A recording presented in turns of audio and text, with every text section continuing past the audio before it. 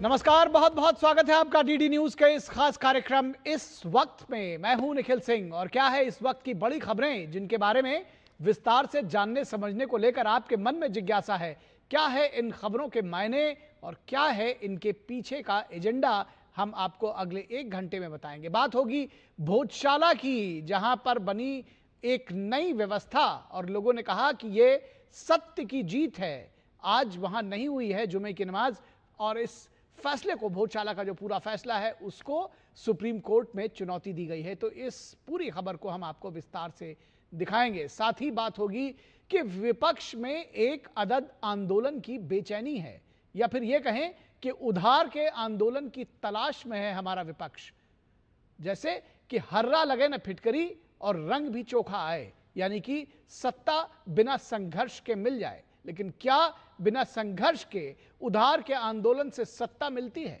इस पूरी खबर को विस्तार से दिखाएंगे और इस पर विशेष चर्चा भी करेंगे विशेष मेहमानों के साथ। साथ ही बात होगी बंगाल में बदलाव की, बयार की। आखिर क्यों और कैसे बदल रहा है बंगाल? होंगे कई अहम सवाल और जवाब, लेकिन सबसे पहले इस वक्त की हेडलाइंस।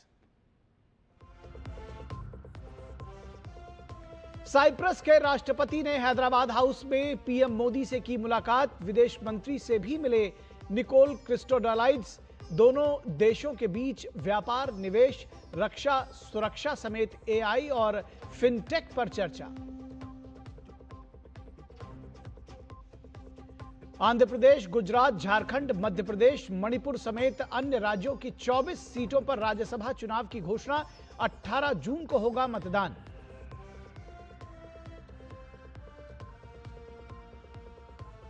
मध्य प्रदेश हाईकोर्ट के आदेश पर भोजशाला मंदिर में नई व्यवस्था हुई। सुबह की आरती, नहीं होगी आज शुक्रवार की नमाज। हाईकोर्ट के फैसले को सुप्रीम कोर्ट में चुनौती।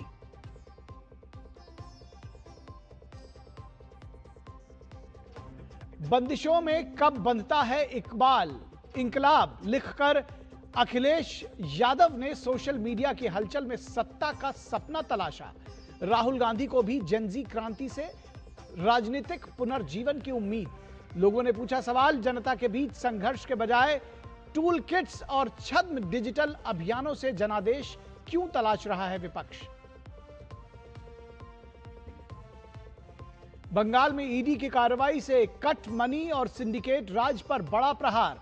भवानीपुर के बाद डायमंड हार्बर तक बदले जनादेश ने क्षेत्रीय वर्चस्व को दी चुनौती।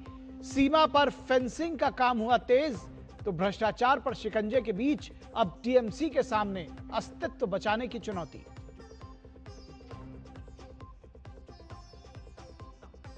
और दिल्ली में रक्षा मंत्री राजनाथ सिंह से मिले सीएम शिवेंदु अधिकारी। रक्षा मंत्री से की शिष्टाचार भेंट। मंत्रिमंडल विस्तार के बाद दिल्ली पहुंचे पश्चिम बंगाल के सीएम।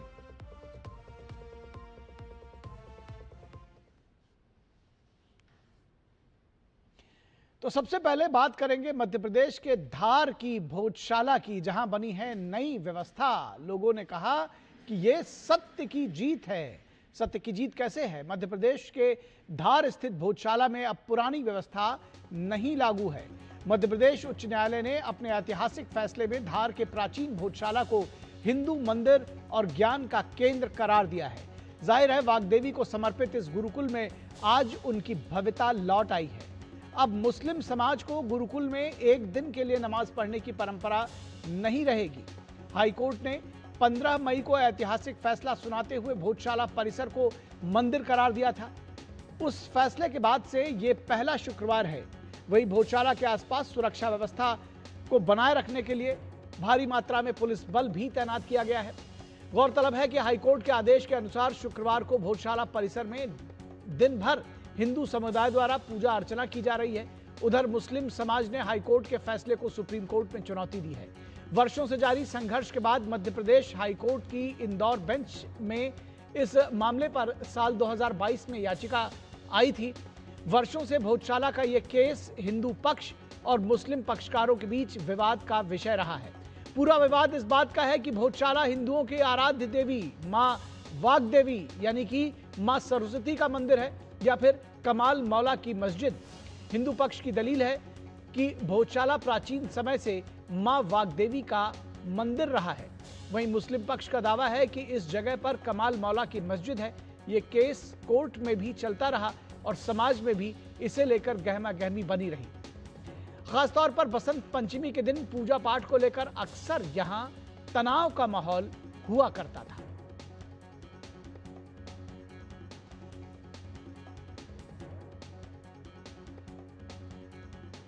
तो सुरक्षा के कड़े इंतजाम किए गए हैं और आज ये जो शुक्रवार को यहां नमाज हुआ करती थी, अब वो परंपरा बंद हो गई है। धार भोजशाला मामले में इंदौर हाईकोर्ट के ऐतिहासिक फैसले के बाद आज शुक्रवार को भारी भीड़ उमड़ी। फैसले के बाद पहले शुक्रवार को लेकर प्रशासन पूरी तरह से सतर्क नजर आया। जो पूजा की अनुमति दी गई है वही यहाँ पे की जाएगी और इसके अलावा क्योंकि हम लोगों ने पर्याप्त सुरक्षा व्यवस्था परिसर में और उसके आसपास पूरे शहर में लगाई है, सभी से आह्वान भी किया है, बातचीत भी की है, तो लगभग सभी जो समूह हैं, समुदाय हैं, वो इस पक्ष में हैं कि उच्च न्यायालय के जो आदेश है उनका हम लोग कड़ाई से पालन करेंगे। वहीं भोजशाला मुक्ति यज्ञ संयोजक गोपाल शर्मा ने बताया कि कोर्ट के फैसले ने साबित किया है कि इस देश के संविधान के प्रति सबकी आस्था है। संविधान के दायरे में रहकर जो हिंदू समाज ने कोर्ट के माध्यम से जो लड़ाई लड़ी है, तो अब ये कह सकता कि इस परिसर में गैर हिंदुओं का प्रवेश निषेध है, ये कोर्ट कहता है ना। अब कोई भी गैर हिंदू अपनी अन्य धर्मों की इबादत यहाँ नहीं कर सकता। तो उसका आज ये पहला शुक्रवार है, वो निश्चित ही इस देश के संविधान पे सबकी आस्था है, सबको विश्वास करना चाहिए। तो जब हम कहते हैं कि इस खबर के पीछे का एजेंडा बताएंगे, तो ये भी समझिए कि अब इस पूरे प्रकरण में कांग्रेस इस बात को लेकर हलकान है कि कहीं बीजेपी को इसका क्रेडिट न मिल जाए। तो कांग्रेस नेता विवेक तनखा क्या कुछ कह रहे हैं इसको लेकर, आइए सुनाते हैं।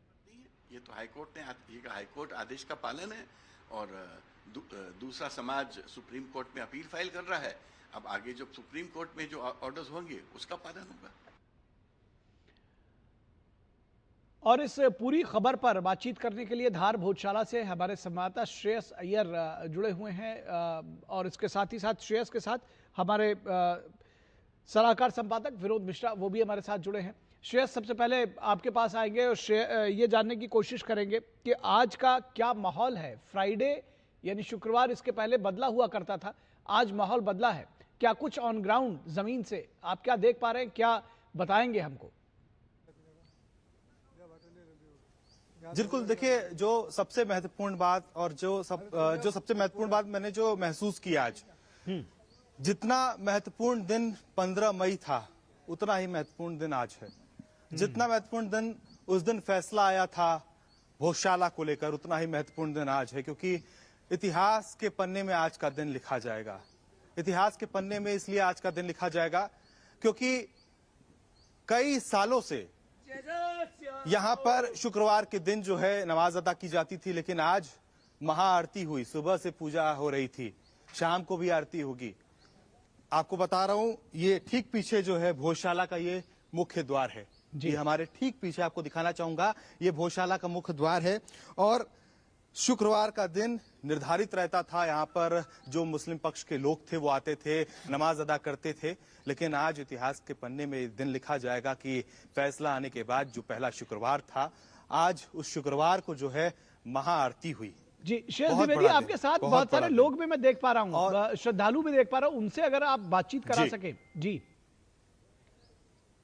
बिल्कुल बिल्कुल, हमारे साथ तमाम लोग यहाँ पर मौजूद हैं, बहुत खुश हैं। सब लोग आज अपनी भावनाएं प्रकट करने के लिए हमारे आसपास जुटे हुए हैं, न सिर्फ इसलिए क्योंकि हम दूरदर्शन से हैं या फिर हम मीडिया के हैं इसलिए, लेकिन सबको जो है आज देश के सामने अपनी भावनाओं को प्रकट करना है, इसलिए सभी लोग आज हमारे साथ जुटे हुए हैं। क्या नाम है आपका? अशोक कुमार जी, भोज उत्सव समिति संरक्षक। आज का दिन जो है शुक्रवार का दिन है और हर शुक्रवार को कोर्ट के आदेश के पहले यहाँ पर नमाज अदा की जाती थी और आज पूजा अर्चना हुई है, महाआरती हुई है, शाम को भी आरती होगी। कितना बड़ा दिन है। शुक्रवार हमारे लिए बहुत महत्वपूर्ण है। 15 मई जिस दिन आदेश आया उस दिन भी शुक्रवार था और हर शुक्रवार जो बसंत पंचमी आती थी, हम हिंदू समाज एक से दिन प्रताड़ित होता था। हम भोजशाला खाली नहीं करते थे पर हमारी पूजा पाठ में अड़चन आती थी। इसी को लेकर 15 मई जब शुक्रवार के दिन फैसला आया हिंदू समाज के पक्ष में कि माँ का मंदिर 365 दिन हमारे लिए खोल दिया गया है, तो हिंदू समाज ने निर्णय लिया कि अपन जो पहला शुक्रवार आएगा उस दिन हजारों की संख्या में जाके माँ की महाआरती करेंगे। साथ में जिन परिवार के पुत्रों ने अपना बलिदान दिया, जो रासुका में गए, जिन्होंने गोलियां खाई, उनको सबको, और 1600 कार्यकर्ता जो जेल में गए थे, सभी को आज एकत्रित करा कि 15 शुक्रवार के दिन हमको माँ सरस्वती मंदिर में जाना है। उनको लाया गया और जिनके पुत्रों ने बलिदान दिया, उनके परिवार को, जो रासुका में जो गोली खाई, उनका सबका हमने बाहर पदार्पण किया, स्वागत किया और उनको फूल अक्षत के द्वारा और श्रीफल भेंट करके माँ के मंदिर में दर्शन करे। पहले उनको दर्शन कराए, उसके बाद हमने दर्शन किए। ऐसे तो यहाँ पर खुशी का वातावरण 15 मई को हो गया। 16 तारीख को भी दिन भर माँ के दर्शन करने आए और 17 तारीख से जिनसे उस दिन हिंदू समाज आने लग गया। पर हमारा मन में था कि जिन लोगों ने प्रताड़ना दी है, जिस प्रकार से राम का सेतु बनाने में एक गिलेरी का महत्व है, उसी प्रकार से ये आंदोलन बिल्कुल इन सब का महत्व है। कुछ और लोगों से अगर बात करा सके तो जल्दी संख्या में लड़े हैं और ये आंदोलन सबसे बिल्कुल तमाम लोग हमारे साथ यहाँ मौजूद है, सबसे बात करने की कोशिश करेंगे। देखिए कुछ महिलाएं भी यहाँ पर मौजूद हैं, उनसे भी हम जानेंगे। क्या नाम है आपका? निकिता, आज कितना महत्वपूर्ण दिन है, शुक्रवार का दिन है आदेश आने के बाद, और हर शुक्रवार को जब यहाँ पे नमाज अदा की जाती थी, उसके बाद आज यहाँ पे पूजा अर्चना की गई है, महाआरती हुई है, कितना बड़ा दिन है? बहुत बड़ा दिन है, पूरे हिंदू समाज के लिए बहुत बड़ा दिन है। हम सब इतने गौरवान्वित हैं और अंदर से भरे हुए हैं खुशी से। माँ कुमकुम कदमों के साथ पधारी है और जिस हिंदू समाज ने वर्षों से 701 वर्षों से हम लोगों ने यहाँ पूजा नहीं की थी, हमारे पूर्वजों ने, और आज हमने कई बार यहाँ पर कहा जाए सीधे शब्दों में तो हमने जूते खाए और आज फूल बरसाए हैं। तो कहना चाहूंगी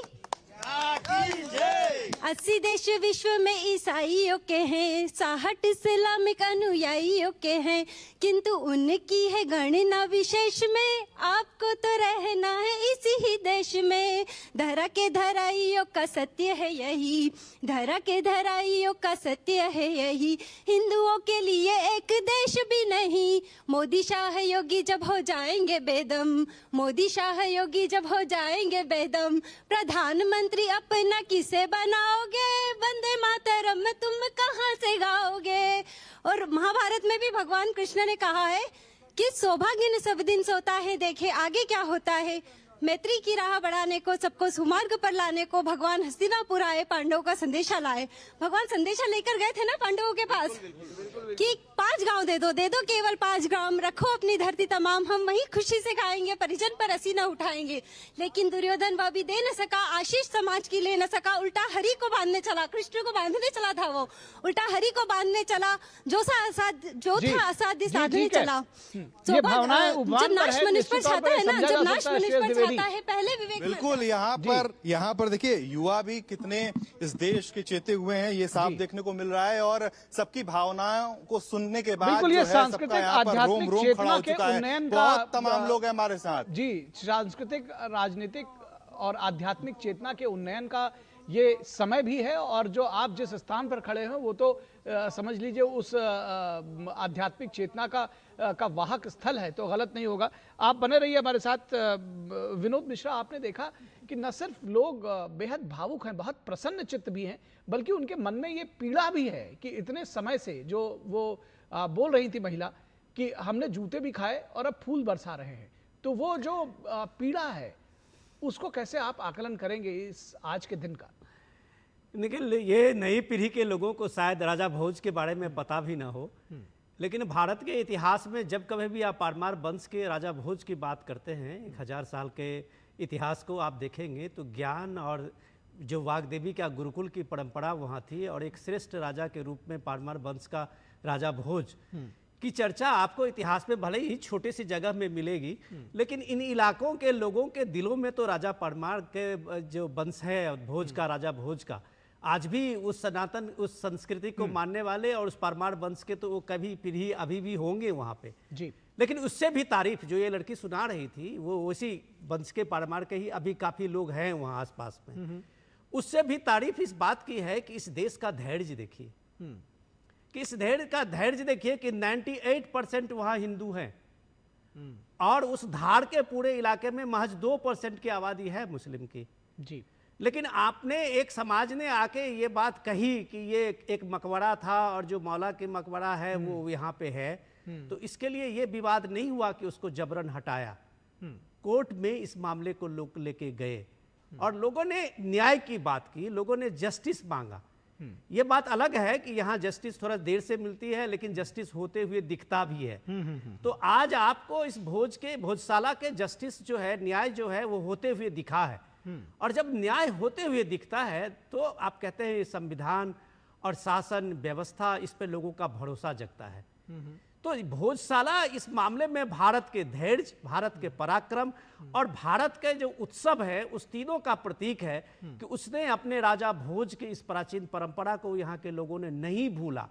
जी। आज अगर दिग्विजय सिंह इस बात को लेके, एक आप सोचिए कि मैं बहुत इस बात को देख रहा हूं कि वहां समाज के लोगों ने माना कि हाईकोर्ट का फैसला है, इसको हम मानेंगे। कुछ लोग उसके लिए सुप्रीम कोर्ट भी गए हैं। लेकिन दिग्विजय सिंह उसमें से जो आर्कियोलॉजिस्ट थे, जो उन्होंने सारे शोध करके 2000 पेज का वो ड्राफ्ट कोर्ट के सामने में रखा है, तो दिग्विजय सिंह कांग्रेस के नेता और वहां के पूर्व मुख्यमंत्री वो रिश्तेदारी ढूंढ रहे हैं कि ये आर्कियोलॉजिस्ट का क्या क्या रिलेशंस रहा है बीजेपी के नेताओं के साथ।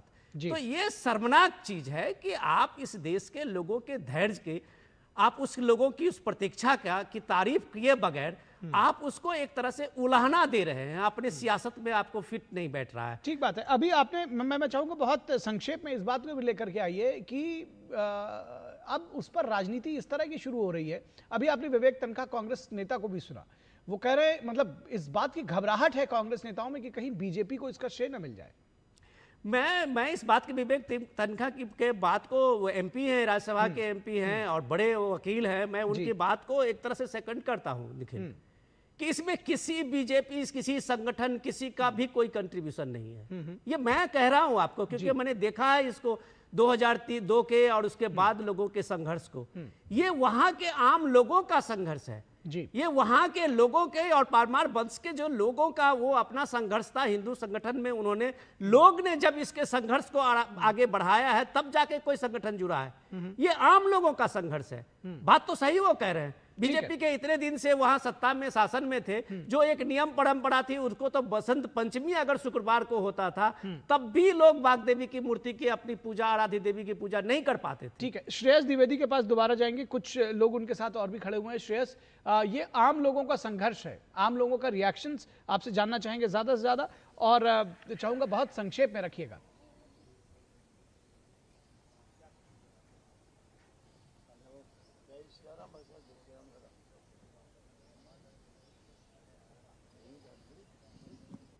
श्रेयस, आप हमें सुन पा रहे हैं? विनोद जी, आम लोगों के संघर्ष की बात हम दोबारा श्रेयस को जोड़ने की कोशिश करते हैं, लेकिन जिस तरह से आप बता रहे हैं कि ये दरअसल पॉलिटिकल लाइन से इसको ऊपर उठना चाहिए, इस तरह का कोई भी संघर्ष हो, क्यों जरूरी है ये?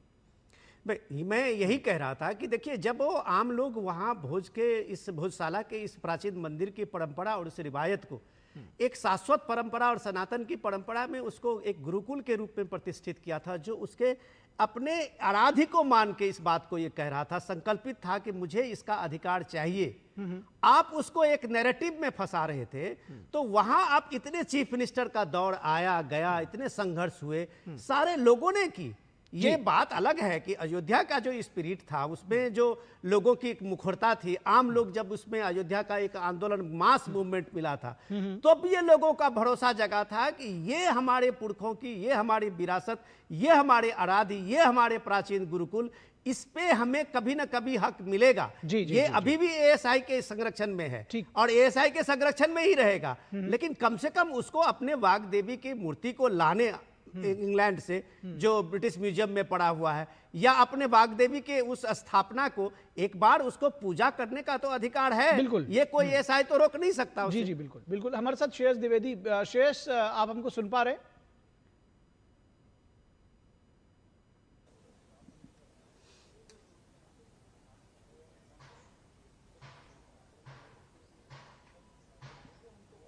श्रेयस, हमें सुन पा रहे हैं आप?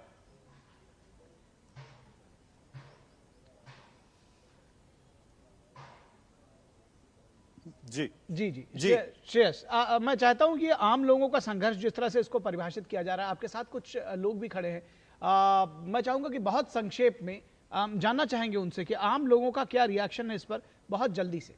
जी जी जी, आपकी आवाज मिल रही है? जी जी, हेलो जी जी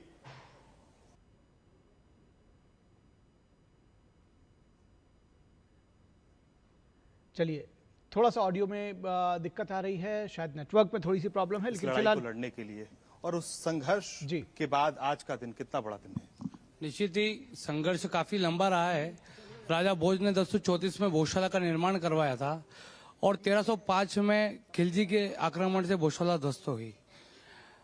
1305 के बाद में लंबे समय तक हिंदू समाज ने संघर्ष किया है। इस परिसर में हिंदू समाज प्रतिबंधित रहा है। हिंदू समाज ने भोजशाला के बाहर बैरिकेड के बाहर सत्याग्रह के माध्यम से समाज का जागरण किया। 1 लाख हिंदुओं ने भोजशाला की मुक्ति के लिए हनुमान चालीसा का पाठ किया। साध्वी ऋतुम्बरा दीदी माँ के आह्वान पर लाखों कार्यकर्ताओं ने भोजशाला के लिए जो है संघर्ष किया और अंततः 8 अप्रैल 2003 को वो दिन आया जब हमें सशर्त भोजशाला में प्रवेश मिला और शुक्रवार के दिन जो है मुस्लिम समाज को नमाज के लिए समय मिला।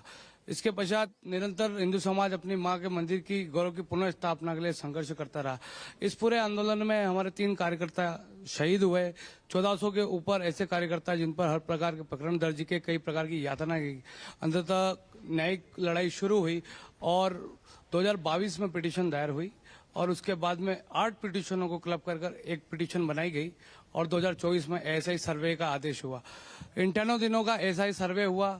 सर्वे के दौरान सभी प्रकार की टेक्नोलॉजी का उपयोग करके भोजशाला के अंदर खुदाई हुई, जीपीएस से ट्रैकिंग हुई, पूरे परिसर की लंबाई चौड़ाई ली गई और ऐसे ही सर्वे में ऐसे कई देवी देवताएं स्पष्ट रूप से सामने आए। ठीक है, तो देखिए कई लोग ऐसे थे जिन पे रासुका लगा, कई लोग शहीद हुए, कई लोग जेल में गए, तो बहुत बड़ी लड़ाई थी, बहुत बड़ी लड़ाई थी। उसके बाद जो है ये फैसला आज इन सभी लोगों के पक्ष में जो है यहाँ पर आया हुआ है। जी निश्चित तौर पर श्रेयस द्विवेदी, बहुत लंबा संघर्ष लिया है, लोगों ने अपना बलिदान भी दिया है, लोगों ने बड़ा इसके लिए जिसको कहते हैं कि संघर्ष और जो सैक्रिफाइस है वो बहुत बड़ा है इस पूरी जीत के लिए जहाँ तक ये पहुंचे हैं लोग। फिलहाल बहुत शुक्रिया श्रेयस द्विवेदी आपका और आपके साथ जो लोग जुड़े थे उनका भी बहुत शुक्रिया।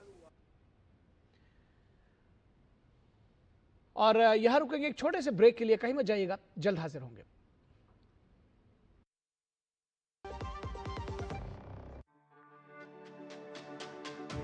मेरी पसंद, मेरी पसंद, मेरी पसंद, मेरी पसंद, हमारी पसंद, हम सबकी पसंद। मजबूत देश का मजबूत सरिया हो गया स्टील।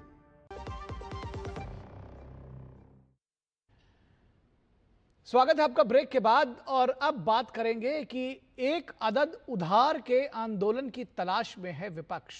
एक अदद आंदोलन की बेचैनी है विपक्ष के भीतर। जुल्मी हुक्मरानों से कह दो आज बंदिशों में कब बंधा है इंकलाब। बीजेपी बनाम सीजेपी ये लिखते हैं उत्तर प्रदेश के पूर्व मुख्यमंत्री और सपा मुखिया अखिलेश यादव। तो क्या है इसके मायने? उत्तर प्रदेश में 2027 के चुनाव की तैयारियों के बीच समाजवादी पार्टी के मुखिया अखिलेश यादव को एक अदद आंदोलन की जरूरत है जो उन्हें सत्ता की सीढ़ी चढ़ने में मदद कर सके। सोशल मीडिया और प्रेस कॉन्फ्रेंस के जरिए पीडीए नैरेटिव से ज्यादा उन्हें उम्मीद जेनजी से है जो उनके लिए सड़क पर उतरे, इस बात को ध्यान रखिएगा। राहुल गांधी अक्सर जेनजी आंदोलन का ख्वाब देखते हैं। उन्हें इस बात को लेकर हैरानी है कि नेपाल, बांग्लादेश और श्रीलंका की तरह जेनजी कोई आंदोलन आखिर भारत में क्यों नहीं करता। वोट चोरी के आरोप पर वो लगातार इस तरह के आरोप लगाते रहे हैं और उन्होंने इस पर कहा था कि जेनजी ही लोकतंत्र की रक्षा करेगा, लेकिन बंगाल के चुनाव में जेनजी ने उन्हें गलत साबित कर दिया। लूट, भ्रष्टाचार, भाई भतीजावाद के खिलाफ बंगाल से लेकर तमिलनाडु तक जेनजी ने परिवर्तन को कामयाब बना दिया। सोशल मीडिया पर मीम के जरिए आंदोलन नहीं होते। अरविंद केजरीवाल का भी यही दुख है। उन्होंने कहा कि यदि अब भी चुप्पी बनी रही तो आने वाले समय में हर साल पेपर लीक जैसी घटनाएं देखने को मिल सकती हैं।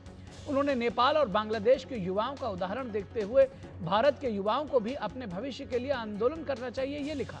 लेकिन केजरीवाल भूल चुके हैं कि इंडिया अगेंस्ट करप्शन आंदोलन ने उन्हें सीएम की कुर्सी तक पहुंचा दिया, लेकिन आंदोलन में शामिल लोग इसे अब तक का सबसे बड़ा छलावा मानते हैं। जानकार मानते हैं कि orange revolution, rose revolution, tulip resolution, India against corruption जैसा आंदोलन दुनिया भर में लोगों ने देखा है, लेकिन उनका हश्र भी लोगों के सामने है। सोशल मीडिया पर पिछले दिनों विदेश से एक नई क्रांति का दावा किया गया। देश के विपक्ष ने इसे हाथों हाथ लपक लिया, मानो उन्हें इसी का इंतजार था। लोकतंत्र में अपनी बात रखने, अपने बात को आगे बढ़ाने का सबको अधिकार है, लेकिन विदेश में बैठा कोई ये बताए या ये तय करे कि भारत की आज की जरूरत क्या है और इसकी पॉपुलैरिटी को उसके फॉलोअर्स से जोड़कर इसे आंदोलन मान लिया जाए। लेकिन यह सवाल जरूर उठेगा कि यह प्रयास गलत है या सही, लेकिन सवाल तो पूछा जाएगा कि इसकी विजिबिलिटी को तेल कौन दे रहा है। खाड़ी संकट के बीच तेल की धधक हर कोई महसूस कर रहा है, लेकिन सच तो यह भी है कि बिना तेल के सोशल मीडिया पर रीच नहीं मिलती। पार्टियों के चुनाव प्रचार का एक प्रमुख अभियान डिजिटल प्रचार है, जिसे लोग इसमें करोड़ों रुपए खर्च करते हैं। तमिलनाडु में टीवीके की जीत का श्रेय सॉयल मीडिया और डिजिटल कैंपेन को दिया जाता है। फिर यह सवाल जरूर आएगा कि देश की आंतरिक सुरक्षा पर सवाल उठा रहे इस विदेशी टूलकिट्स का इस्तेमाल देश में विपक्ष क्यों कर रहा है? क्या कॉकरोच के खिलाफ कोई देशी छिपकली पार्टी आगे चलकर तो नहीं सामने आएगी? और इस मसले को लेकर ओपी राजभर ने कहा है कि समाजवादी पार्टी पहले ही लड़ाई से बाहर हो चुकी है। तो कॉकरोच जनता पार्टी उन्हें ज्वाइन कर लो चाहिए अखिलेश जी के। लड़ाई से बाहर हो गई समाजवादी पार्टी उनके बयान पर, तो समाजवादी पार्टी लड़ाई से बाहर हो गई, तो उनको तो ज्वाइन कर लेना चाहिए। अब तो कॉकरोच जनता पार्टी, अब वो जबते रहें, जब वो जान गए हैं कि हमारी सरकार नहीं बनेगी तो फिर ज्वाइन कर लें कॉकरोच जनता पार्टी। बात तो कुछ हद तक ठीक भी है कि अगर आप उस पार्टी को जो कि सोशल मीडिया पर है, अगर आप उसकी बात कर रहे हैं और आप उसको आगे बढ़ा रहे हैं तो आप उसको ज्वाइन कर लें। वहीं बीजेपी के वरिष्ठ नेता मुख्तार अब्बास नकवी ने विपक्षी नेताओं पर अफवाह फैलाने का आरोप लगाया और कहा कि कुछ नेता आज गलतफहमी में जी रहे हैं। देखो, ऐसा है कि ये कॉन्स्पिरेसी के कुल्हड़ में जो काकरोची हुल्लड़ दिखाई पड़ रहा है, तो इस कॉन्स्पिरेसी के कुल्हड़ में जो काकरोची हुल्लड़ है, ये कोई बाई चांस नहीं है, बल्कि एक बहुत सोची समझी सोच साजिश की सनक का नतीजा है। और कुछ लोगों को लगता है कि हम वाइब्रेंट डेमोक्रेसी को इस तरह की वायलेंट एनार्की के जरिए जो है वो डिस्ट्रॉय कर पाएंगे, डिफेम कर पाएंगे, डिफीट दे पाएंगे। ये उनकी गलतफहमी है। इस बीच कांग्रेस नेताओं के बिगड़े बोल अभी भी संभल नहीं रहे हैं। अजय राय ने प्रधानमंत्री नरेंद्र मोदी के खिलाफ अमर्यादित शब्दों का प्रयोग किया है।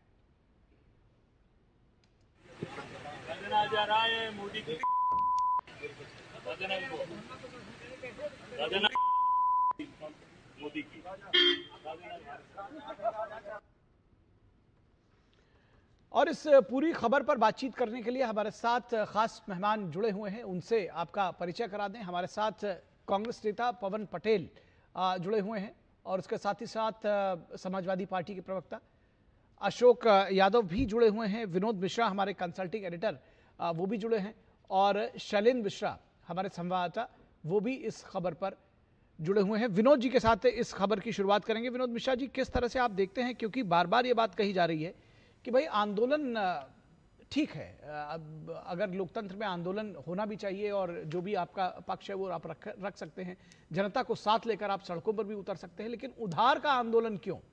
कि कोई और आंदोलन करेगा तो हम सत्ता की मलाई चाट लेंगे, ऐसा क्यों? निखिल, अभी आप जो बाइट चला रहे थे उसमें अभी राजभर साहब जो कह रहे थे कि अखिलेश क्यों अब सपा को छोड़ दे, अब सीधे सीधे इसी कॉकरोच में क्यों नहीं शामिल हो जाते हैं, बात तो सही वो कह रहे थे, लेकिन कई लोग शामिल हो गए हैं। अभी कीर्ति आजाद जो टीएमसी के एमपी हैं, उन्होंने भी इसकी पेशकश की है कि हम भी इस पार्टी में ज्वाइन कर सकते हैं। हाँ, तो टीएमसी छोड़ रहे हैं वो। टीएमसी के कई एमपी जो हैं उन्होंने ये बात कही है, क्योंकि अब टीएमसी में उनको कोई भविष्य नहीं दिखता, तो उन्होंने भी कही है कि हम इसको इस पार्टी में ज्वाइन कर सकते हैं। तो निखिल, एक सटारिकल जो ये अटेंशन था, आप कह सकते हैं कि डिजिटल प्लेटफॉर्म पर ये एक अटेंशन सीकर एक प्रयोग है जी, लेकिन इसको आप संयोग नहीं मान सकते। ये संयोग नहीं है, ये बिल्कुल एक प्रयोग है। और इस प्रयोग में आप देखिए कि जो बंदा अभी अमेरिका में बैठा हुआ है, उसने चीफ जस्टिस ऑफ इंडिया के एक टिप्पणी जो उन्होंने वहां बाद में उन्होंने बात को क्लियर भी किया था कि भाई ये कुछ लोग जो है वो अनावश्यक रूप से कोर्ट का टाइम बर्बाद करते हैं, जो इस बात को लेके वो एक तरह से खिन दिखते थे, उसको लेके एक कैंपेन शुरू किया था इस नाम से। और आप ये देखिए कि देश में जिस तरह से इसके फॉलोअर्स लेके और इसके तादाद में जो उसके रिएक्शंस हैं, रील्स हैं, उसको लेके अगर इसकी पॉपुलैरिटी बड़े बड़े लीडर दिखा रहे हैं, अखिलेश यादव दिखा रहे हैं, तो ये मानी बात है कि वो अटेंशन अब अपना उसके साथ जोड़ना चाहते हैं। वो ये इस बात को लोगों में मैसेज देना चाह रहे हैं कि ये सटारिकल नहीं है, ये सही है। और अखिलेश यादव इसको ये मान के चल रहे हैं कि इसका कम से कम एक जमीन धरातल पे भी आएगा ये सटायर। लेकिन भाई साहब, ये मानना चाहिए इस देश को कि आज की तारीख में सोशल मीडिया का अटेंशन पैसे से खरीदा जाता है। हम आप भी इसी सोशल मीडिया डिजिटल प्लेटफॉर्म पे वर्षों से हैं, लेकिन अगर ये प्रमोशन आप नहीं करेंगे तो आपका फॉलोअर्स वही का वही है।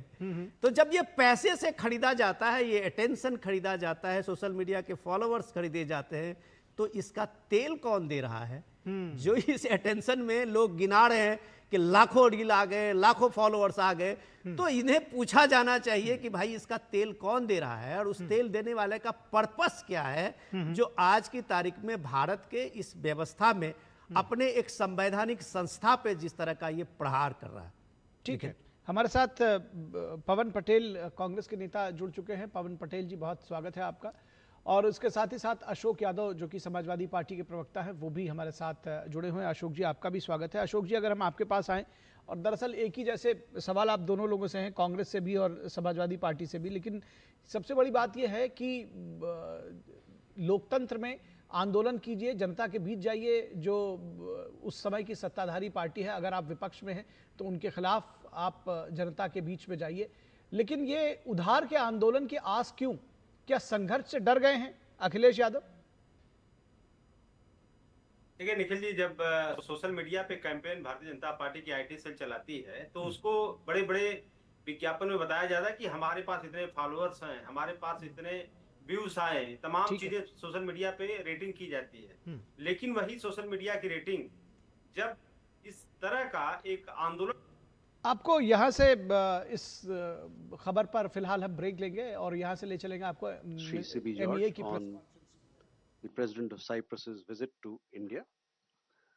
For this briefing, assisting him, we also have our ambassador to Cyprus, Shri Manish, as also Srimati Alpana Dubey, Joint Secretary in the Ministry of External Affairs, who looks after Cyprus issues. With that, I hand over the floor to Secretary West for his opening remarks, sir. Thanks, Lendir. My colleagues, High Commissioner Manish, Madam Alpana Dubey, Joint Secretary Europe, my friends from media, a very good afternoon and also welcome to each one of you. His Excellency Mr. Nikos Christodoulidis, President of the Republic of Cyprus, is on a state visit to India, May 20 to 23, which is his first visit to India in his capacity as the President of Cyprus. The visit of the President is taking place, a Cypriot President is taking place after a period of 9 years, as the last visit was in 2017. The Honorable President is accompanied by a high-level delegation comprising the Minister of Foreign Affairs, Minister of Transport, Communications and Works, Deputy Minister to the President, Deputy Minister of Research, Innovation and Digital Policy, Deputy Minister for Foreign Affairs, and an official delegation as well as a 60-member strong business delegation. This visit is especially important as it is taking place during the presidency of the Council of European Union, which Cyprus now holds. Honorable President arrived in India on May 20 in Mumbai. He addressed the India-Cyprus Business Forum and a roundtable discussion with the CEOs of leading companies of both the countries. He participated in the inauguration of the Eurobank's representative office in Mumbai and also visited the National Stock Exchange. Cyprus announced the opening of a trade office in Mumbai. He also attended an event to announce the shooting of an Indian Bollywood movie in Cyprus. Honorable President paid homage to the victims of the terrorism at the memorial site of the 26/11 terrorist attack at the Taj Palace Hotel in Mumbai. A British Cypriot national was among those killed in the terrorist attack at that time. Cyprus has consistently supported India in the fight against cross-border terrorism. I will cover it in details a little later today. President arrived in New Delhi last evening. Our External Affairs Minister called on him today morning and had discussions on bilateral relations, strengthening engagement within the India-EU framework, and exchanged views on regional and global developments. The President will meet Honorable Rashtrapati in the evening today, who will also host a state banquet in his honor at the Rashtrapati Bhavan. Honorable Prime Minister Modi and President of Cyprus held wide-ranging discussions in the meeting at Hyderabad House today. Discussions focused on enhancing cooperation in trade and investment, defense, maritime security, financial connectivity, technology and innovation, mobility, education, culture, and India-EU engagement. They also exchanged perspectives on regional and global issues of concern. Both leaders reiterated their commitment to combating terrorism in all its forms and manifestations, including cross-border terrorism. This visit is an important milestone in India-Cyprus relations, as the two leaders have decided to elevate the bilateral relations to the level of strategic partnership. Following the talks, both sides exchanged various government-to-government MOUs and agreements signed during the visit. I would like to just touch upon the MOUs agreements signed. An MOU on establishing a joint working group on counterterrorism. An MOU in the field of diplomatic training between the Sushma Swaraj Institute of Foreign Service and the Diplomatic Academy of Cyprus. An MOU on cooperation in the field of higher education and research. An MOU on cultural collaboration and cooperation. MOU on innovation and technology. This is signed between the Ministry of Research, Innovation and Digital Policy of the Republic of Cyprus and our MAITI Ministry. Technical arrangement for the establishment of official coordination and cooperation in search and rescue SAR matters. Again, an important MOU. I would also touch upon some of the important announcements that were made today. One, establishment of a cyber security dialogue.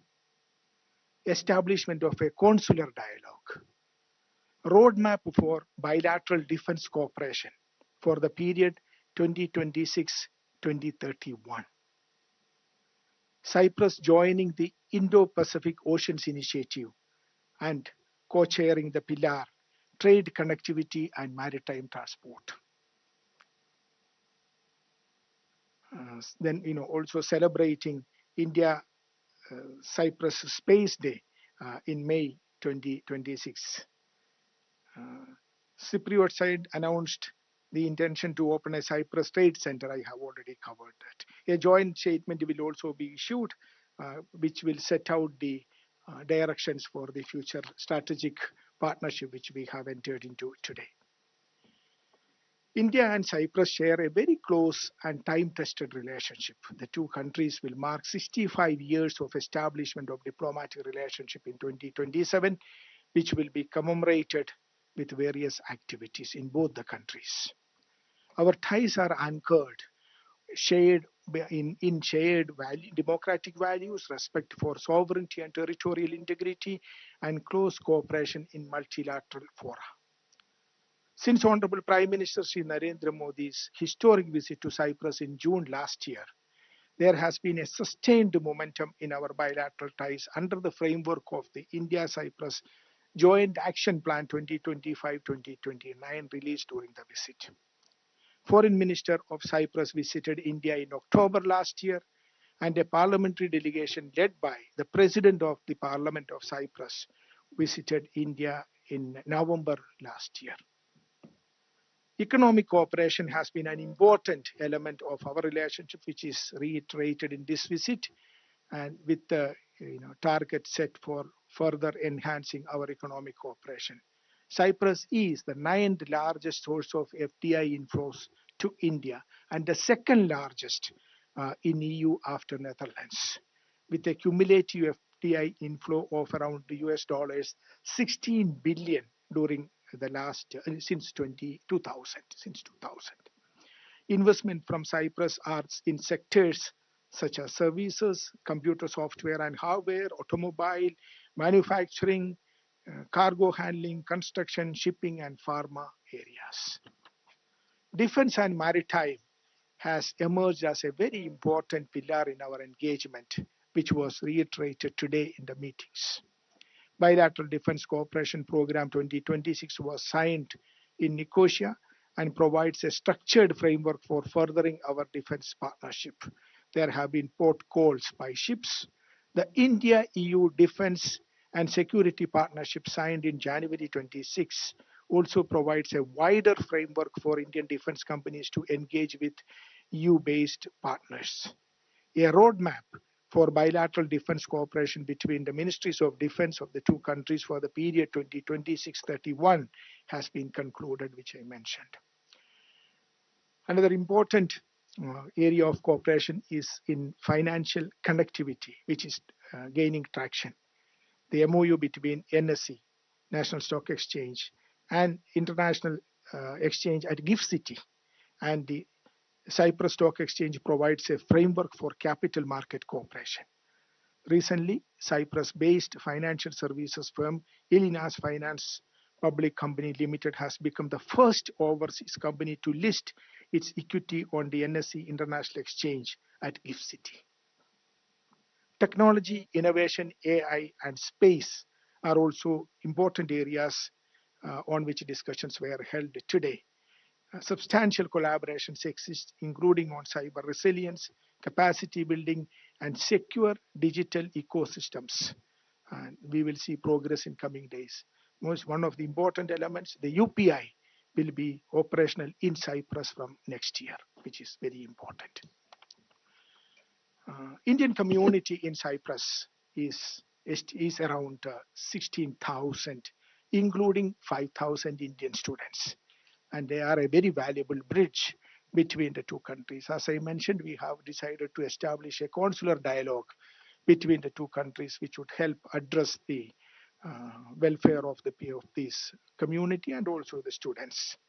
Besides, we have agreed to work on a mobility partnership and a social security agreement in coming months, which would also be finalized. I think what I have left out was some of the MOUs signed between the business-to-business MOUs, which are also very important. Let me touch upon the Institute of Chartered Accountants have signed an MOU with their counterpart organization in Cyprus, which is very important.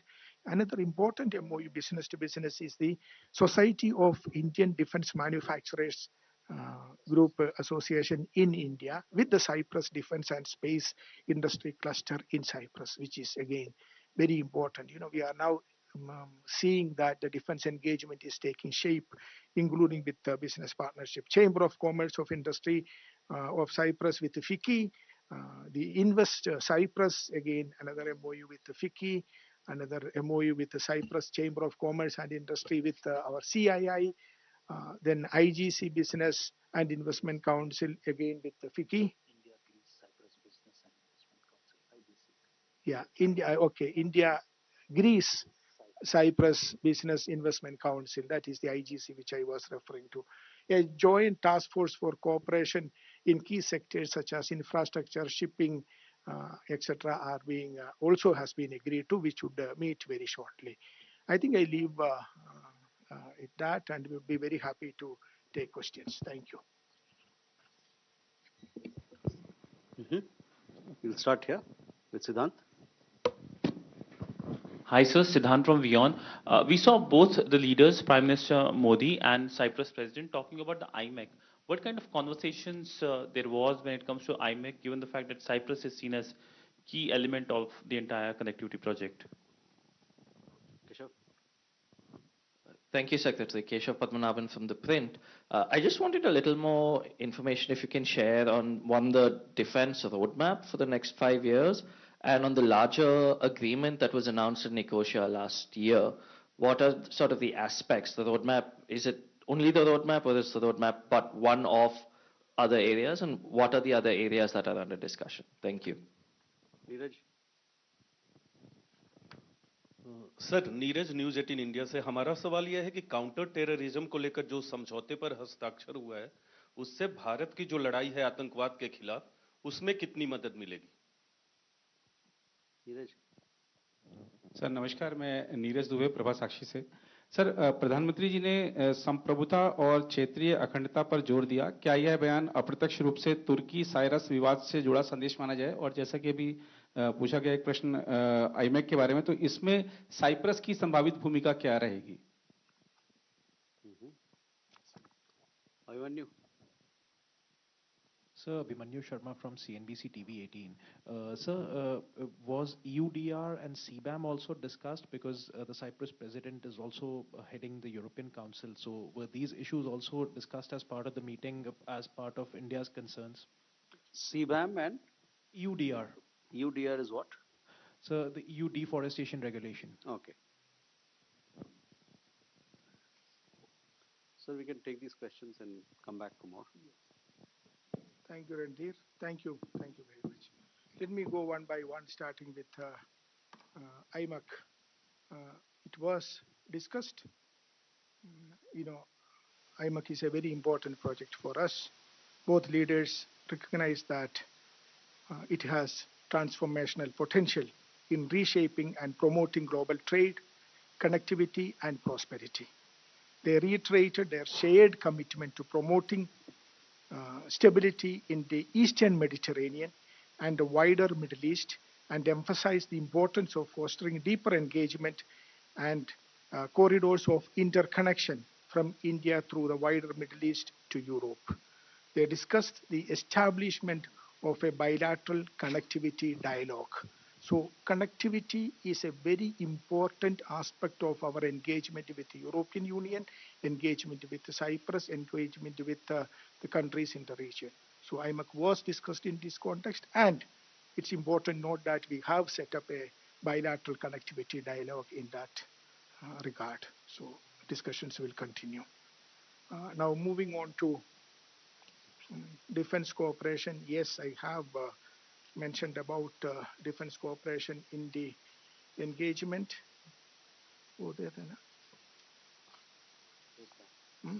Yeah, no, I'm just taking out the roadmap.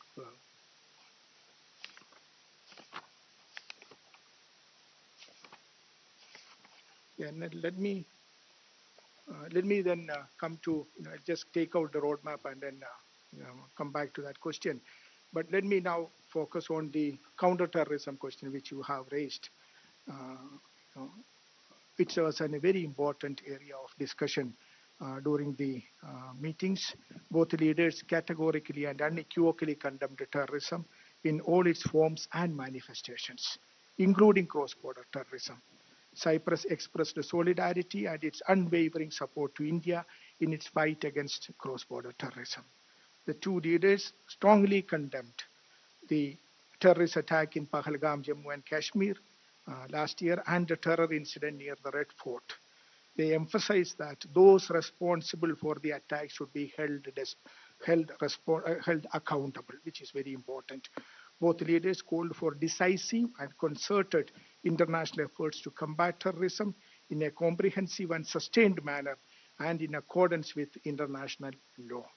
Emphasizing the need for a comprehensive, coordinated, and sustained approach to combating terrorism across borders, they underlined and underscored the importance of working collaboratively, both bilaterally and within the multilateral system. In this context, the leaders called for strengthening multilateral efforts to combat terrorism and the expeditious finalization and adoption of the Comprehensive Convention on International Terrorism within the UN framework. They urged for strong and concerted action against all UN and EU designated terrorists and terrorist entities, including those under UN Sanctions Committee, their associated proxy groups, facilitators, sponsors, financiers, and backers. They underlined the need for cooperation to counter violent extremism and radicalization, financing of terrorism and money laundering, as well as to prevent exploitation of new and emerging technologies for terrorist purposes and to tackle terrorist recruitment. Both sides also called for eliminating terrorist safe havens and infrastructure, as well as disrupting terrorist networks and combating financing of terrorism at the UN and the Financial Action Task Force, FATF. They reiterated their zero tolerance and approach to terrorism, rejecting double standards, state-sponsored terrorism, and any justification for such acts under any circumstances. And it is in this context you should need to look at the joint working group of counterterrorism that was set up, which will provide a framework to enhance bilateral cooperation in counterterrorism through information and knowledge sharing and capacity building, agreed to hold the first meeting of the JWG as early as possible.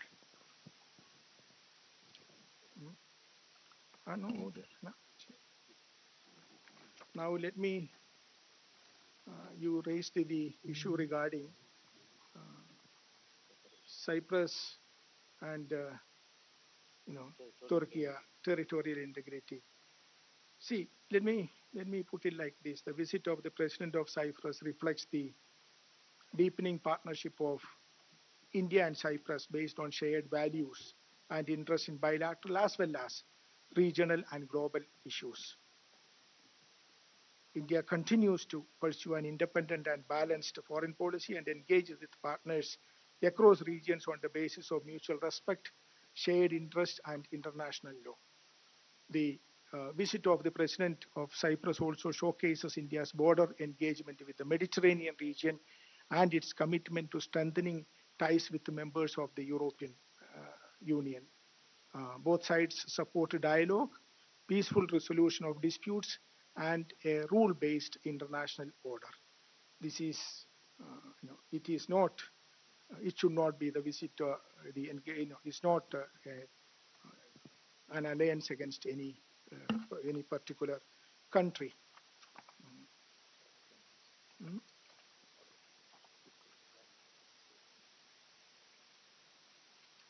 Which one is that?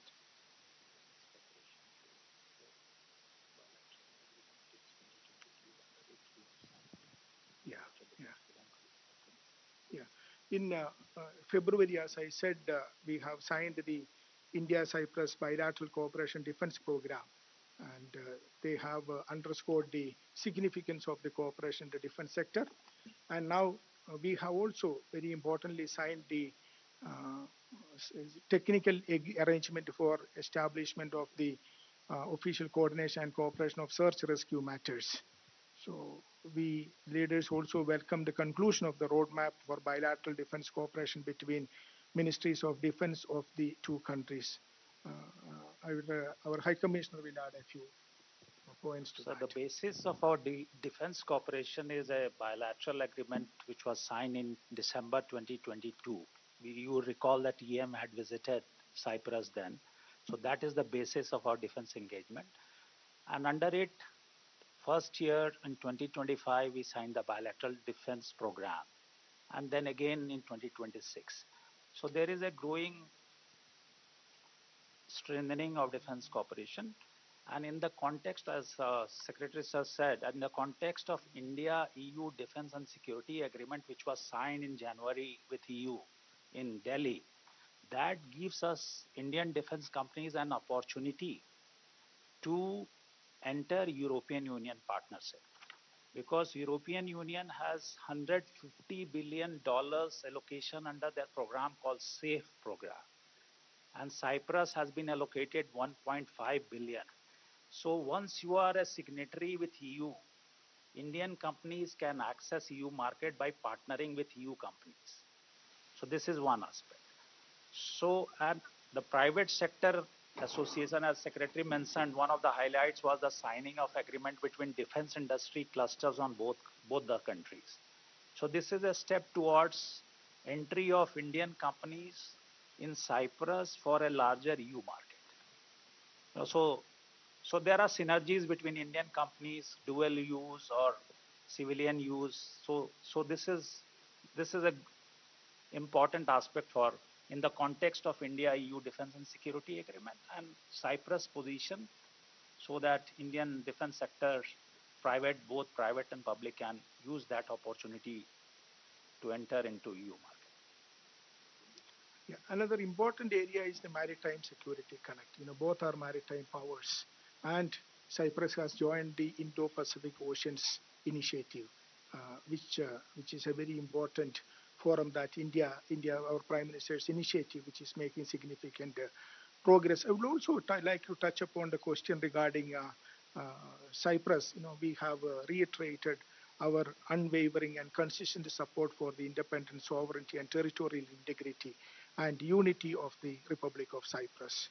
Both sides emphasize the need for full respect of the relevant United Nations resolutions and international law, so as to not to undermine efforts towards a negotiated peaceful solution in Cyprus. So there is a paragraph in the joint statement which we will be releasing very shortly. Overall, it has been a great visit. This visit would bring a new momentum to India-Cyprus relations, covering the entire spectrum of relationship, political engagement, business engagement, large investment partner, and then now the elements of defense and cyber security and fight against terrorism. You have seen it. So it brings in a new momentum to our relationship with Cyprus and also with European Union, as the President of Cyprus is currently the head of the European Council. So I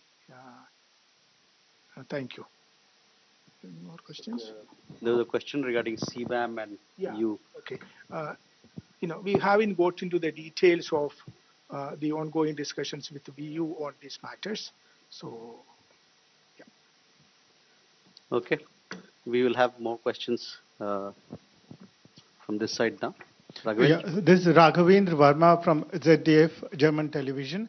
Sir, European Union's presidency with Cyprus, was the India-EU trade deal was discussed? There are worries. Yeah, the exporters say that they are worried that there's a delay in implementation of that, and their clients are holding orders because of hoping for the time when there is a duty-free import of. So has that deal been discussed? Is it at a political level the discussion is still holding, or is it just a procedural thing?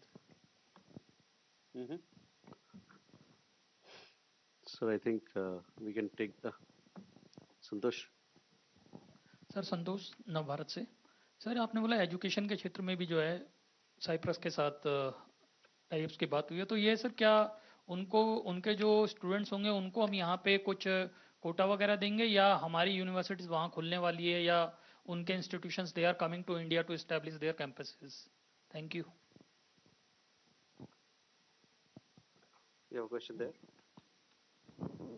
So I'm Shubhendu from DD India. On the question of mobility, what are the opportunities for the skilled youth of India, particularly in Cyprus and through Cyprus in Europe?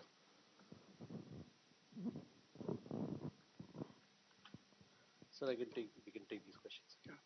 Thank you very much. On the India-EU FTA, which was concluded earlier this year, things are moving in the right direction, and it is work in progress. There is absolutely no delay in the process. So it's going as planned. And we thanked, Honorable Prime Minister thanked President of Cyprus for his role in facilitating the FTA, which was actually entered into during the chair of Cyprus as of the Council. So he thanked him, and so things are moving in the right direction. We will see. We will keep you updated on how it is going. But the fact is that it is giving a great new momentum to engagement between the two businesses, which are already engaged very closely. You have seen that in the recent visits also. There has been huge interest by the business community in Europe towards engagement, deeper engagement with India and Indian businesses. So the framework is there, and now the businesses are working very closely to fully utilize this new framework to enhance the business engagement and investment engagement. So it's going in the right direction. Education and how is the relationship going on the education side? Yes, as I said, there are already 5,000 Indian students studying various disciplines, including medicine, in Cyprus. So the numbers are growing a positive trajectory in recent years. So it is in this context we have set up the consular dialogue, which would further help enhance that engagement. Also, we have invited Cyprus to work very closely at the student exchange level, faculty exchange level, and also explore the possibility of a university campus to be opened in the GIFT city. So there are discussions have started, and we will see. I will continue to update you as and when we see more progress in that direction. Coming to the mobility question, yes, this is we have around 16,000 Indians currently in Cyprus. The numbers are growing. We are in the final stages of discussions on a mobility partnership agreement, which would definitely help streamline the movement of our young, dynamic, particularly in the field of IT, the movement of our students to Cyprus and also to Europe. We are also working on a social security agreement, and another interesting thing is the seafarers training, which happens. So it's again a work in progress, a mobility partnership agreement. Thank you. Thank you, sir. With that, ladies and gentlemen, we come to the close of this press conference. Thank you. Thank you very much. तो आप देख रहे थे विदेश मंत्रालय की press conference. Cyprus के शीर्ष नेता प्रधानमंत्री के साइप्रस के राष्ट्रपति के भारत दौरे की बात हो रही है, और प्रधानमंत्री नरेंद्र मोदी और साइप्रस के राष्ट्रपति के बीच में जो द्विपक्षीय बातचीत हुई है, जो वार्ता हुई है, उससे जुड़े हुए जानकारी दी गई है सेक्रेटरी वेस्ट सीबी जॉर्ज की तरफ से। उन्होंने बताया कि कूटनीतिक प्रशिक्षण के क्षेत्र में, इनोवेशन और टेक्नोलॉजी के क्षेत्र में और तमाम दूसरे क्षेत्र में एमओयू समझौता यानी कि दोनों देशों के बीच में हुआ है। उसके अलावा establishment of cyber security dialogue और establishment of defence security dialogue को भी मंजूरी मिली है। तो कूटनीतिक संबंधों के जो 65 वर्ष दोनों देशों के बीच में पूरे हो रहे हैं, बेहद महत्वपूर्ण हैं। आतंकवाद के खिलाफ साइप्रस और भारत एक साथ आए हैं। यूपीआई अब अगले वर्ष से साइप्रस में ऑपरेशनल हो सकेगा, ये एक बड़ी खबर भी सामने आई है। और बिजनेस टू बिजनेस टाइज भी हुई हैं दोनों देशों की कंपनियों के बीच में, जिसमें डिफेंस टाइज के लिए भी दोनों देशों के प्राइवेट सेक्टर ने कंपनियों ने आपस में बातचीत की है। तो इस तरह के तमाम क्षेत्रों में आपसी सहयोग को बढ़ाने पर समझौते भी हुए हैं, चर्चा भी हुई है दोनों देशों के बीच में। और अब वापस लौटेंगे अपनी उस खबर पर जिस पर हम बात कर रहे थे, लेकिन उससे पहले रुकेंगे एक छोटे से ब्रेक के लिए। कहीं मत जाइएगा, जल्द हाजिर होंगे। जब धरती चीर कर निकलता है लोहे का पत्थर और मिलता है मोंगिया के जोश से, फिर तपता है, पिघलता है और बनता है फौलाद। अब होता है सरिया सारी खूबियों के साथ। मोंगिया स्टील, मजबूत देश का मजबूत सरिया। स्वागत है आपका ब्रेक के बाद। और हम चर्चा कर रहे थे उधार के आंदोलन की बात कर रहे थे कि किस तरह से जो अभी सोशल मीडिया पर एक आंदोलन की झलक सी दिखाई दे रही है, एक टूल किट भी उसको समझा जा रहा है, किस तरह से इसको लेकर के जो विपक्ष के नेता है वो कुछ ज़्यादा ही उत्साहित नजर आ रहे हैं। और इस पर सवाल ये भी उठ रहा है कि आंदोलन अगर करना है तो अपना आंदोलन क्यों नहीं करते। इस पूरे विषय पर बातचीत करने के लिए विशेष मेहमान हमारे साथ जुड़े हुए कांग्रेस नेता पवन पटेल का रुख करेंगे और हमारे साथ विनोद मिश्रा हमारे कंसल्टिंग एडिटर भी जुड़े हुए हैं। कुछ और खास मेहमान जुड़ेंगे, लेकिन पवन पटेल आपके पास आएंगे। इससे पहले कि हम इस आंदोलन की बात करें, सोशल मीडिया पर जो चल रहा है उधार का आंदोलन जिसको कहा जा रहा है, लेकिन उसके पहले जब आप जेनजी से जोड़ने की बात करते हैं, जो भाषा शैली आपके नेताओं की है, हम शीर्ष नेताओं की तो बात छोड़ दें, उसके साथ ही साथ अभी आपने देखा कि आपके उत्तर प्रदेश के अध्यक्ष किस तरह की भाषा शैली का इस्तेमाल कर रहे हैं जो शायद हम टीवी पर चला भी नहीं सकते। ऐसी गाली गलौज भरी भाषा देश के प्रधानमंत्री के लिए, आप इन भाषा शैली इस भाषा के साथ इस देश के जेनजी से जुड़ने की उम्मीद कर रहे हैं पवन जी? नहीं, देखिए भाषा शैली हम आपके हर बात का जवाब 1 by 1 देते हैं। अभी आदरणीय वरिष्ठ पत्रकार जी जो बोल रहे थे, जैसे खत्म हुआ था कि तेल कौन दे रहा है, तेल तो जो दे रहा है उससे तेल मुद्दे पे आइए पहले पवन जी, सवाल पे। नहीं चलिए वो सब जवाब दे रहे हैं। नहीं, वही उस तेल की परमिशन देने का तो ट्रंप परमिशन ही नहीं दे रहा वहां से तेल लेने का, तो तेल कहाँ से आ रहा है ये समझ लीजिए का प्रयास करिए। और ये जो आप उधार का आंदोलन, बड़े बड़े शब्द, बड़े बड़े लाजमी शब्द दे देते हैं, उस शब्द से आदमी घुमाने का प्रयास किया जाता है। यही मोदी जी जब वो सोशल मीडिया पर थाली पिटवा करके कोरोना भगा रहे थे तो बहुत बड़ी महानता का काम कर रहे थे कि बड़ा अच्छा काम कर रहे हैं। तो ये दोहरा चरित्र नहीं होना चाहिए हमारे ख्याल से, हर व्यक्ति को तौलने का, हर व्यक्ति को मापने का। अब आप इसको उधार का बोल दीजिए, वो उनका एकदम ठोस कमाई की थी, जो इलेक्ट्रॉन बॉन्ड में कमाई किया था, उस कमाई से वो सोशल मीडिया चला रहे थे। हम कहते हैं कि अगर जनता की आवाज उठ रही है, जनता की देश की आवाज उठ रही है, जिस तरह बेरोजगारी अपने चरम पर है, आज 65% से ज्यादा युवा है हमारे देश में, अगर उस युवा को क्या कर रहे, पेपर लीक करके उसका कैरियर बनाने का प्रयास कर रही भारतीय जनता पार्टी। कितने पेपर लीक हुए मध्य प्रदेश में? व्यापम घोटाले का क्या हुआ? एक भी पेपर की लीक का रिजल्ट अगर निकला हो, किसी मुकाम पर पहुंचा हो तो बता दीजिए। आप पेपर लीक करते जाओगे। आपको अगर मैं रोक नहीं रहा हूं सर, पवन जी, अगर मैं आपको बीच में रोक नहीं रहा हूं तो इसका मतलब ये नहीं कि सर आप थोड़ा चर्चा को इधर उधर ले जाइए। मैं तब से इंतजार कर रहा हूं कि आप मेरे सवाल का जवाब कब देंगे। वही सवाल का तो जवाब दे रहा हूं ना। नहीं, कहां दे रहे हैं आप? तो जनसभा को संबोधित कर रहे हैं सर। आप प्लीज, मतलब मैं आपको बिल्कुल नहीं टोकना चाह रहा बीच में, लेकिन मैंने जो सवाल पूछा है कि ये गाली गलौज भरी भाषा से आप इस देश के जेनजी को जोड़ेंगे?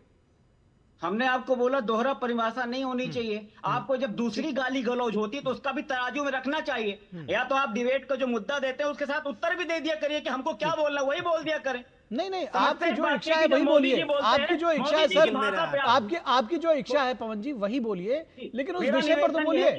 आप व्यापम और कहां पहुंच गए, तो इसलिए मुझे रोकना पड़ा।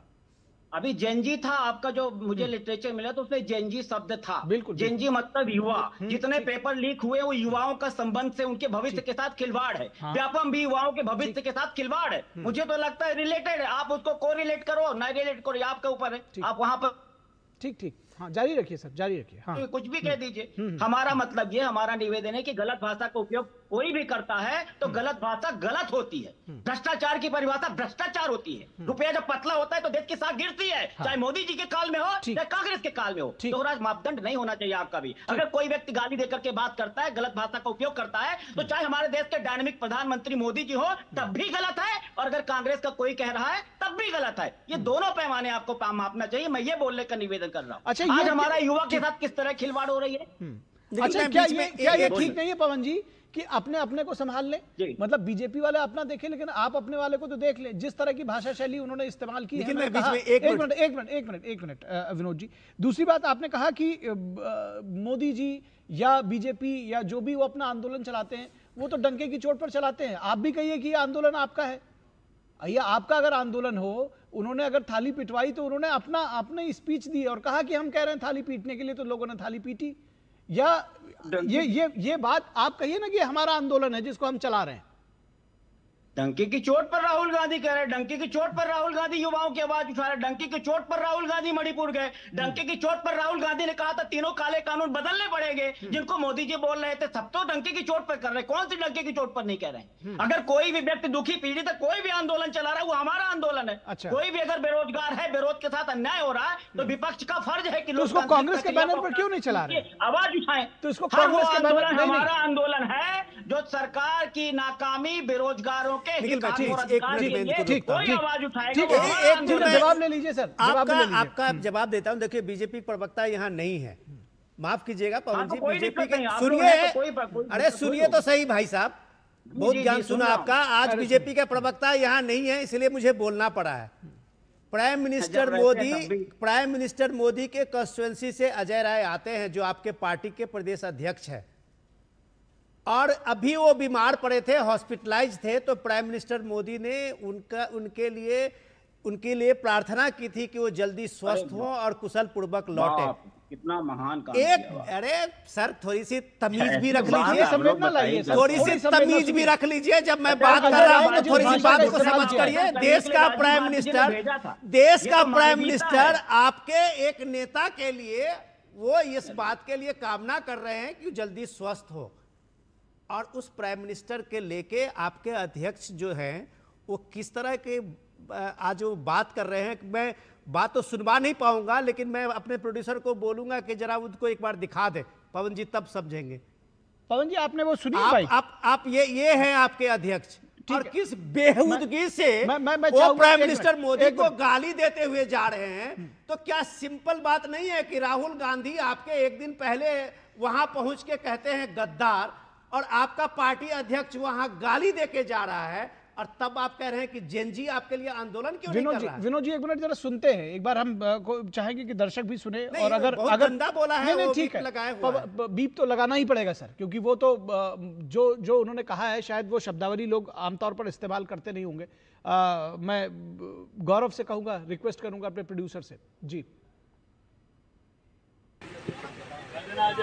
मोदी की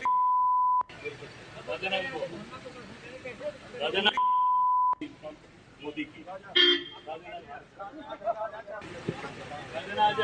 मोदी की ये अपने देश के प्रधानमंत्री के लिए कह रहे हैं। मोदी की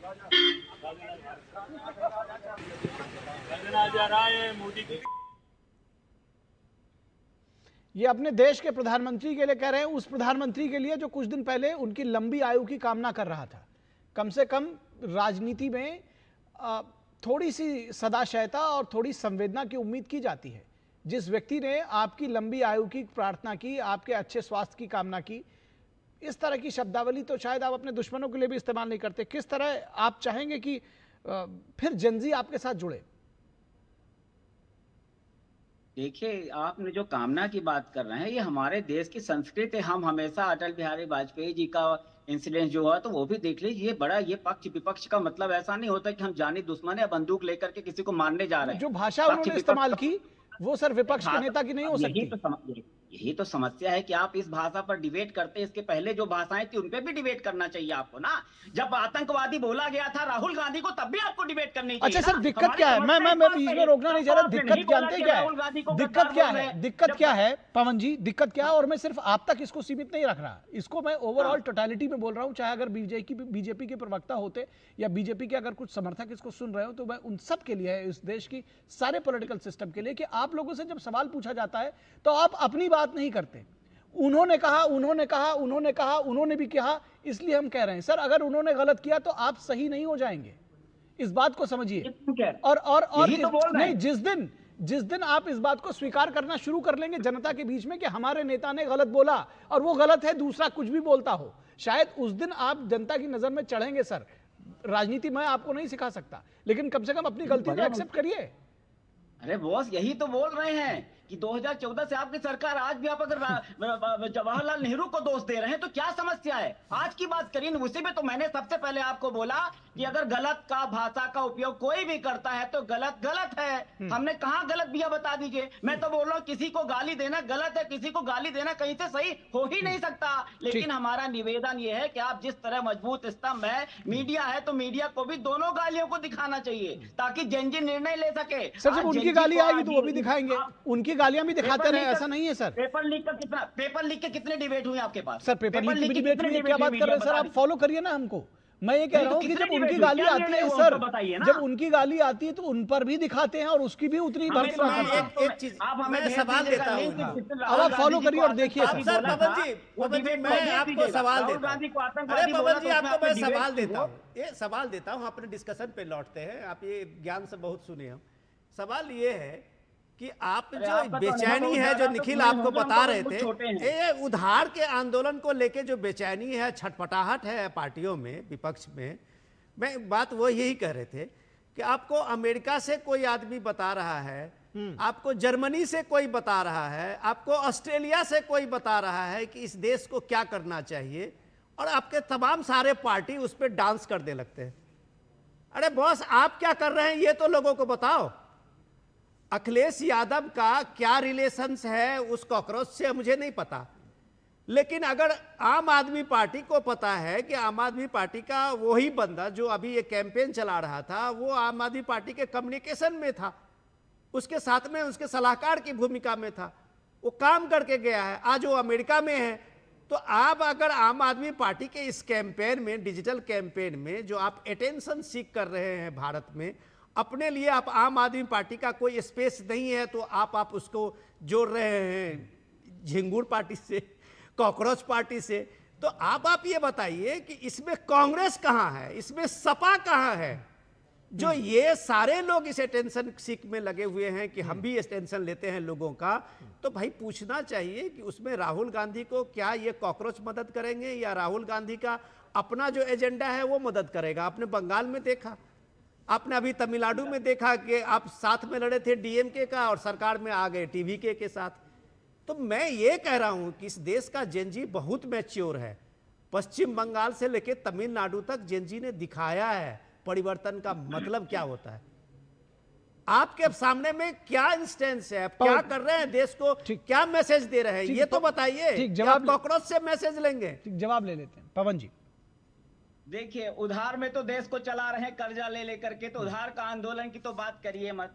अमेरिका बता रहा है, अमेरिका बताएगा कि युद्ध रोक दो, अमेरिका बताएगा कहां से तेल खरीदो, वो ज्यादा मुद्दा है कि आंदोलन वाला मुद्दा है। क्या हुआ था जब अमेरिका ने बोला था स्टॉप वॉर स्टॉप करो, क्या हुआ था? हमारी सेना घुस गई थी लेकिन वापस ला लिए। तब आपने डिबेट नहीं की, तब आपको नहीं बोला आपने कि मोदी जी आपको अमेरिका बताने वाला कौन होता है। अरे भैया तो हम आपके सोशल मीडिया से ज्ञान लें कि अमेरिका ने कब रोका, कब नहीं रोका, कब ये किया। आपने पार्लियामेंट में इसका संसद में प्राइम मिनिस्टर ने उत्तर दिया है, दुनिया के कोई देश भारत को झुका नहीं सकता, भारत को डिक्टेट नहीं कर सकता। लेकिन आपको प्राइम मिनिस्टर मोदी की बात नहीं सुननी है और आपको बात सुननी है ट्रंप की। आपके साथ दिक्कत यह है कि देश के प्राइम मिनिस्टर क्या कह रहे हैं वो आपको नहीं सुननी है, आपको सुननी है उस बात की जो बात आपको सूट करता है। अमेरिका कौन होता है भारत का डिक्टेट करने वाला? ये प्राइम मिनिस्टर मोदी लोकसभा में एक बार नहीं कम से कम 10 बार बता चुके हैं। सेना के अधिकारी बता चुके हैं, दुनिया के लोग बता चुके हैं, नहीं झुकता। ठीक है, दुनिया भर के लोग बता चुके हैं, सेना के लोग बता चुके हैं, सारे अधिकारी बता चुके हैं, लेकिन उसके बावजूद आपको सिर्फ ट्रंप की बात सुननी है जिनके लिए झूठ बोलने का मीटर लगा हुआ है। मैं उससे ज्यादा नहीं बोलूंगा, इस चर्चा को ये विराम देंगे क्योंकि अपनी अपनी डफली अपना अपना राग लेकर चल रहे हैं, किसी दूसरे की सुननी नहीं है। फिलहाल आप दोनों लोगों का बहुत शुक्रिया, पवन जी आपका शुक्रिया और विनोद जी आपका भी शुक्रिया। और यहां रुकेंगे एक छोटे से ब्रेक के लिए, कहीं मत जाइएगा, जल्द हाजिर होंगे।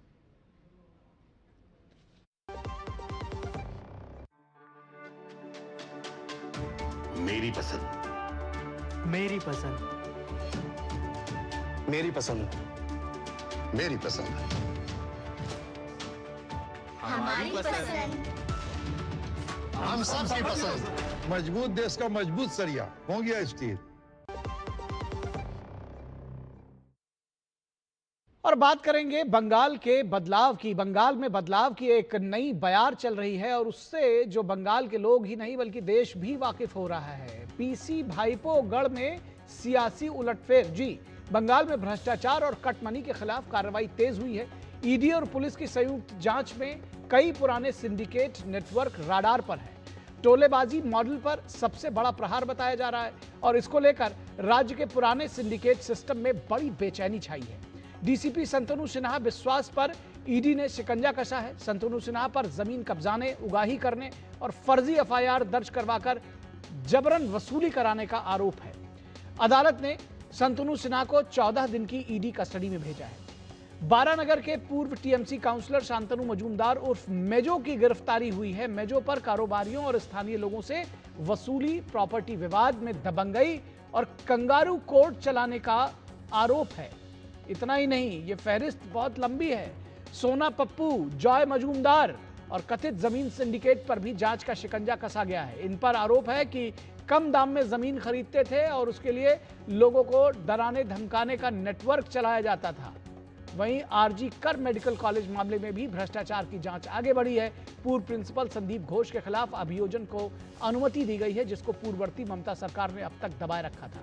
मेडिकल सिस्टम में वित्तीय अनियमितताओं पर यह बड़ा संदेश माना जा रहा है। बंगाल के राजनीतिक नैरेटिव का केंद्र में अब सिंडिकेट राज खत्म करने का अभियान बना हुआ है। नई सत्ता व्यवस्था इसे सिस्टमैटिक चेंज और क्लीन अप ड्राइव के तौर पर देख रही है। भवानीपुर से लेकर कस्बा और डायमंड हार्बर बेल्ट तक दीदी और उनके भतीजे का प्रभाव घटने की चर्चा आम है। पीसी भाईपो मॉडल पर जनता की भारी नाराजगी को चुनावी नतीजों से भी जोड़कर देखा जा रहा है कि दरअसल जो चुनावी नतीजे आए वो उसका वजह यही था। बॉर्डर इलाकों में फेंसिंग तेज होने से सुरक्षा पर नया फोकस दिख रहा है। घुसपैठ, तस्करी और अवैध नेटवर्क पर लगातार और लगाम की उम्मीद से स्थानीय लोगों में राहत का माहौल बना हुआ है। लोग प्रसन्न हैं और लोग इसे सीधे पिछली सरकार की नाकामी और उनकी तुष्टीकरण की नीति से जोड़कर देख रहे हैं। कट मनी, सिंडिकेट और टोलाबाजी जैसे शब्द अब बंगाल की राजनीति के केंद्रीय मुद्दे बनकर उभरे हैं, जिन पर सरकार का चाबुक जमकर चल रहा है। इसे वर्षों की संगठित वसूली व्यवस्था बताया जा रहा है। इन फैसलों से जनता राहत महसूस कर रही है। जनता के फैसले के बाद क्षेत्रीय दलों के पुराने प्रभुत्व पर सवाल उठ रहे हैं। बंगाल की राजनीति अब विकास बनाम भ्रष्टाचार की नई बहस में प्रवेश करती हुई दिख रही है। टीएमसी के सामने अब सबसे बड़ी चुनौती संगठन और साख बचाने की है। लगातार गिरफ्तारियां, एजेंसियों की जांच और स्थानीय स्तर पर कैडर नेटवर्क कमजोर पड़ने की चर्चा तेज हुई है। यहां तक कि टीएमसी विधायकों की एकजुटता पर भी सवाल उठने लगे हैं। वो सवालों के घेरे में है। और केंद्रीय मंत्री अमित शाह ने साफ किया है कि भारत सरकार न केवल घुसपैठ पर पूरी तरह से लगाम लगाएगी, बल्कि देश में अवैध रूप से रह रहे घुसपैठियों की पहचान कर उन्हें बाहर भी निकालेगी। भारत सरकार ने ये तय किया है कि हम न केवल घुसपैठ को रोकेंगे, एक एक घुसपैठिए को चुन चुन कर देश के बाहर निकालेंगे और हमारी जनसांख्यिकी में अकृत्रिम बदलाव नहीं होने देंगे। ये जो जनसांख्यिकी का बदलाव करने का षड्यंत्र है, इसको सीमा सुरक्षा बल ने रोकना है। और आज मैं बड़ी शांति से, निश्चिंत मन से आपको कह रहा हूं कि अब त्रिपुरा, आसाम और पश्चिम बंगाल तीनों जगह ऐसी सरकारें हैं जो नीतिगत रूप से मानती है कि देश में घुसपैठ नहीं होनी चाहिए। और बंगाल में भ्रष्टाचारियों को बख्शा नहीं जाएगा। राज्य में मंत्री दिलीप घोष ने साफ शब्दों में चेतावनी दी है कि भ्रष्टाचार के सभी मामलों की जांच होगी। ईडी का रेड होगा, एनआईए का रेड होगा और लोकल पुलिस वो भी रेड करेगी, क्योंकि जितने भी यहाँ भ्रष्टाचार हुई है, बालू के लेकर के, कोयला को लेकर के, सरकारी जमीन घोटाला है, सरकारी संपत्ति, दूसरे लोगों का प्रॉपर्टी लूटा गया है, ये सारे चीजों का और इंक्वायरी होगा, कार्रवाई होगा। अब देख ही लिए बुलडोजर भी चालू हो गया है, ये सब चलेगा। और इस पूरी खबर पर बातचीत करने के लिए हमारे साथ हमारे संवाददाता सौरभ दत्ता कोलकाता से जुड़े हुए हैं। सौरभ, टोलाबाजी से लेकर सिंडिकेट और भ्रष्टाचार आकंठ डूबी हुई पिछली सरकार, उनका पूरा नेटवर्क, उस पर चाबुक चल रहा है। किस तरह से इस बदलाव को आम लोग ले रहे हैं, कैसे इसको जनता देख रही है? जनता एक के बाद एक जो कदम मुख्यमंत्री शुभेंदु अधिकारी की सरकार उठा रही है, उन सबको सबके प्रशंसा कर रही है। और अगर सोशल मीडिया पे आप देखें, अगर बंगाल के नुक्कड़ कॉर्नर पर आप जाएं, तो हर जगह पर आप कोई ना कोई सरकार की जो नई स्टेप है, नई जो कदम है, उसको लेकर चर्चा चल रहा है। चाहे वो तोलाबाजी के ऊपर हमला हो, चाहे वो टीएमसी के जो जितने भी बड़े बड़े नेता मंत्री या फिर अभी जो कोलकाता पुलिस ऑफिसर्स के आधिकारिक रह चुके हैं, जैसे शांतनु सिन्हा बिस्वास, आज उनके कांदी के घर में जो रेड चल रहा है, जहां पर ताला तोड़कर ईडी वहां पर घुसा, और जिस तरह से छवि सामने आ रही है कि एक तरह से वो एक पैलेस की तरह नजर आ रहे हैं पूरा इलाका। और शांतनु सिन्हा बिस्वास जो कोलकाता पुलिस के आधिकारिक थे, उनके बहन वो कांदी पुरसभा के वाइस चेयरमैन हैं। तो ये जो सब चट्टे बट्टे हैं अपने में सारे जो खिलाने पिलाने का जो काम चला है, उसको जब उनके ऊपर हमला चल रहा है, रेड चल रही है, तलाशी चल रही है, अरेस्ट किया जा रहा है, तो जनता उसको एक तरीके से जनता उसको प्रशंसा कर रही है। साथ ही साथ जो तुष्टिकरण की जो राजनीति होती थी, चाहे वो आप एक मान लीजिए कि एक रोड पर हेलमेट पहनने की बात हो, कि देखा जाता था कि जो आम जो लोग हैं उनको हेलमेट पहनने के लिए पुलिस की जो कागज पर तो देखते हैं वो चलता है था, लेकिन एक विशेष समुदाय को वो देख के भी अनदेखा रहते थे। लेकिन उन सब में भी अब कार्रवाई हो रहा है, हेलमेट को लेकर कार्रवाई हो रहा है। बकरीद सामने है तो वो खुले में पशु बलि ना हो, एक चीज में एक बात का जवाब आपसे, ठीक सौरभ, एक बात का जवाब बहुत संक्षेप में, समय लगभग समाप्त हो गया है, कि क्या टीएमसी में किसी तरह की विद्रोह या फूट जैसी स्थिति देख रहे हैं? विधायक एकजुट हो नहीं पा रहे हैं? देखिए, टीएमसी पिछले 4 से 5 दिनों में एक के बाद एक उन्होंने जो है प्रोग्राम करने की कोशिश किया है। चाहे वो विधानसभा के बुलडोजर जो चल रहे हैं अवैध निर्माण के ऊपर, उसके खिलाफ हो, और इशू हो जो जैसे जी ठीक है मिलाए, ऐसे कुछ मुद्दे हो, लेकिन आ रहे हैं वो संख्या में काफी कम है। आप कोलकाता पुरसभा में आज एक एजिटेशन हुआ, 136 काउंसिलर है, उसमें सिर्फ 86 हाजिर हुए।